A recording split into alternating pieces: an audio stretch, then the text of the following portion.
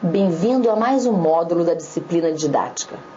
Neste módulo, trataremos de um breve panorama histórico da educação brasileira, onde a didática vai andar paralelo a todo este processo de desenvolvimento. Lembrando que no módulo anterior, nós podemos observar que a didática ela está intimamente influenciada por toda a questão histórico, social, econômica e política de um país. Então, no decorrer desta linha do tempo, vamos falar de cada fase e de todas as transformações mais pertinentes à educação que sofremos no caminhar da consolidação da educação no Brasil. Como e o que levar em conta ensinar e aprender no século XXI? Qual é a didática para este fim? Como tratar desse desafio para que a gente consiga caminhar com a didática realmente paralela à educação? Para aprofundarmos nessa temática, a proposta deste módulo é traçarmos uma linha do tempo histórico da didática no panorama brasileiro, para entendermos a sua real evolução conceitual. Sabemos que, conforme a educação, a didática também passa por sérias, severas e importantes transformações desde o seu início. A retrospectiva histórica da didática abrange duas partes importantíssimas. A primeira é abordada o papel da disciplina antes da sua inclusão no curso de formação de professores a nível superior, compreendendo um período que vai de 1549 a aproximadamente 1930. A segunda parte, procuraremos reconstruir a trajetória da didática a partir da década de 30 até os dias atuais. Vamos ver por que essas marcas são tão importantes no desenvolvimento da didática. A retrospectiva histórica da didática abrange duas partes importantes. A primeira é abordar o papel da disciplina antes de sua inclusão no curso de formação de professores a nível superior, compreendendo um período que vai de 1549 até 1930. Já a segunda parte, procuraremos reconstruir a trajetória da didática a partir da década de 30 até os dias atuais. E vamos observar por que esses dois marcos são tão importantes na história da didática. No século XVII, houve o surgimento da didática. Ela ainda não tinha o caráter que tem hoje, e nem o propósito e a nomenclatura atual. Constata-se que a delimitação da didática constituiu a primeira tentativa que se conhece de agrupar os conhecimentos pedagógicos. A didática surge graças à ação dos educadores, provenientes da Europa Central, que atuaram nos países os quais haviam instalado a reforma protestante. A didática, então, não tinha neste momento esta conceituação, mas ela já tinha o propósito de agrupamento de conhecimentos pedagógicos, oriundos de uma reforma protestante que vinha, como o próprio nome diz, protestar o caminhar até então, ir contra um modelo vigente da época. Em 1633, outro marco importante, especificamente em 1633, instituindo nova disciplina com o título A Arte de Ensinar Tudo a Todos. Quando observamos essa frase, a arte de ensinar tudo a todos, percebemos uma homogeneização nas metodologias.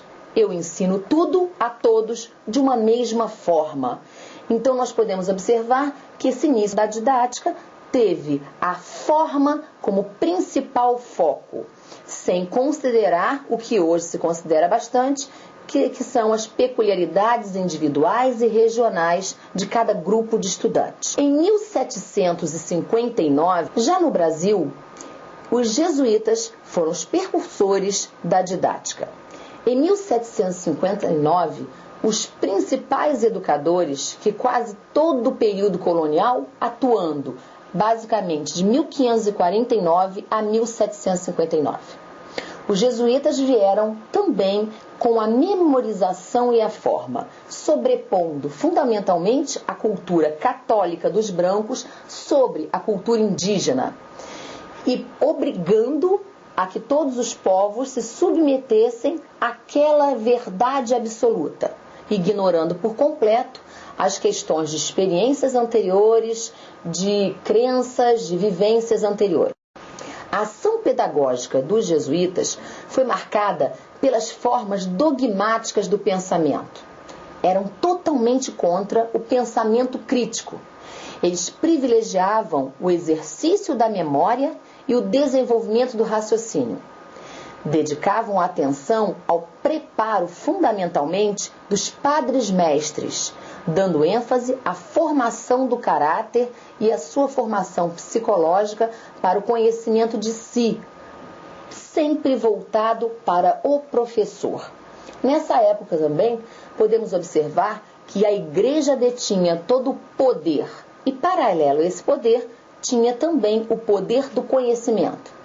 Sabemos que o poder está na mão econômica e na mão de quem conhece. A Igreja, com medo da perda desse poder, ela juntou toda a economia já adquirida pela Igreja Católica e não permitia que esse conhecimento saísse das suas paredes, dos seus mosteiros, cada vez mais reforçando o poder católico, o poder religioso sobre outros povos. Em 1870, foi uma época da expansão cafeeira e da passagem de modelo agrário exportador para um modelo urbano comercial exportador. O Brasil, então, vive um grande momento de mudança. Como falávamos no módulo anterior, a educação, mais uma vez, sempre influenciada pelas questões econômicas e políticas do país, sofre uma mudança bastante acentuada. E é um período em que chamamos de iluminismo.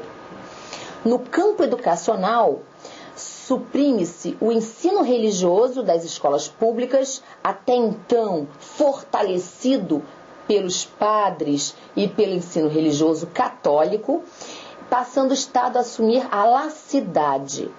É aprovada a reforma Benjamin Constant, por volta de 1890, sob a influência do positivismo. Muda então totalmente o foco da educação, até então extremamente voltada ao ensino religioso, extremamente voltada aos valores da Igreja Católica, passando aí para os valores econômicos. Isso também sob uma influência enorme da burguesia, porque aí tínhamos duas classes dominantes. A classe do poder do conhecimento, que ainda estava na mão da Igreja, e uma nova classe surgia, o poder econômico na mão da burguesia. Como a Igreja até então tinha também seus interesses econômicos, a educação passou a ser focada em quem poderia pagar. E esse dinheiro, este poder econômico, estava na mão da burguesia. Já nos anos 900, saindo de 1800, passando para 1900, o período fortemente marcado está no ano de 1930. De 1930 a 1945, a didática é tradicional e aí cumpre renová-la. No âmbito educacional, durante o governo revolucionário de 1930, Vargas constitui o Ministério da Educação e da Saúde Pública. Entre os anos de 1931 e 1932, efetivou-se a Reforma Francisco Campos. Organiza-se o ensino comercial, adota-se o regime universitário para o ensino superior, bem como organiza-se a primeira universidade brasileira. De novo, vemos então que o foco da educação parte para o atendimento à classe econômica. Tanto que o ensino volta-se ao comércio, ao comerciante da época, que era a burguesia que detinha o poder econômico do país. Por força do artigo 20 do Decreto-Lei 1190 de 1939, a didática foi instituída como curso e disciplina, com duração de 1 ano. Instalou-se então neste momento um curso já com a denominação de didática.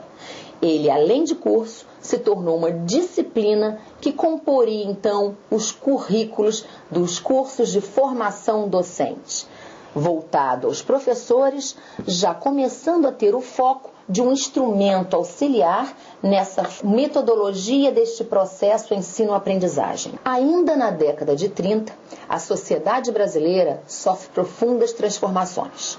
motivadas basicamente pela modificação do modelo socioeconômico.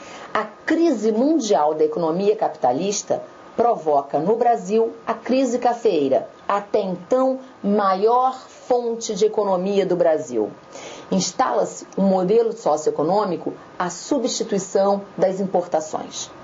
Houve neste momento, então, um grande avanço do capital estrangeiro dentro do país. Mais uma vez, mudando o foco da política econômica do país, muda também o objetivo e o foco da política educacional deste país. Nesse período situado de 1930 ainda a 1945, é marcado pelo equilíbrio entre as influências da concepção humanista tradicional, representado então pelos católicos, e humanista moderno, representado pelos pioneiros. Não havia aí, neste momento, nenhum interesse da igreja, da escola tradicional, ir contra o modelo, naquela época, naquele momento renovador, naquele momento moderno, porque havia um interesse enorme nessas questões econômicas. Então a igreja passou a ser conivente e aceitar modelos modernos, modelos mais humanizados, menos divino, atendendo também ao seu interesse. Se não fosse dessa forma, provavelmente a economia atropelaria todo o processo de educação oriundo das igrejas católicas. No período de 1945 a 1960, esse período das novas ideias e da didática. Até porque, na década de 60, um grande marco importantíssimo para a educação aconteceu. A primeira Lei de Diretrizes e Bases da Educação Nacional.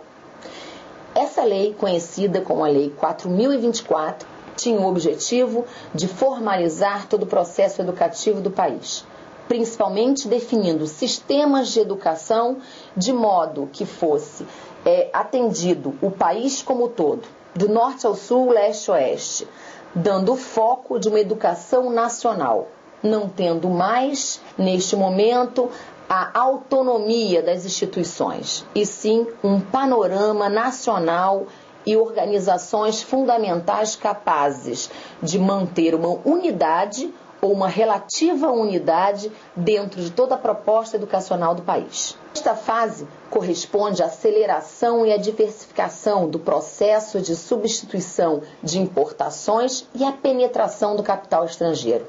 Neste contexto, insere-se a educação. Óbvio, com o capital estrangeiro, houve um aumento demasiado das indústrias multinacionais neste país. E aí onde a educação fica? No preparo de mão de obra para esta indústria. Nós tínhamos então um capital grande sendo instalado, de recurso, de mão de obra, mas não tínhamos as pessoas preparadas para trabalhar neste mercado.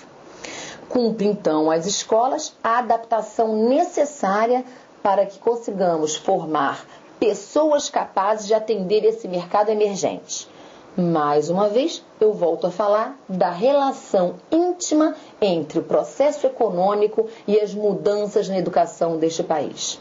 Nesse momento, onde ficaria a didática? Ficaria em mostrar ao professor uma alternativa de cumprir todo o seu papel, levando aquele estudante para competências e habilidades técnicas capazes de suprir esse mercado. O preparo do cidadão, então, começou a dar lugar ao preparo do técnico, voltado exclusivamente para um atendimento ao mercado de trabalho de capital internacional. Ou seja, as multinacionais estavam chegando ao país. E aí cabiam às escolas o preparo desses profissionais que iriam atender esse mercado.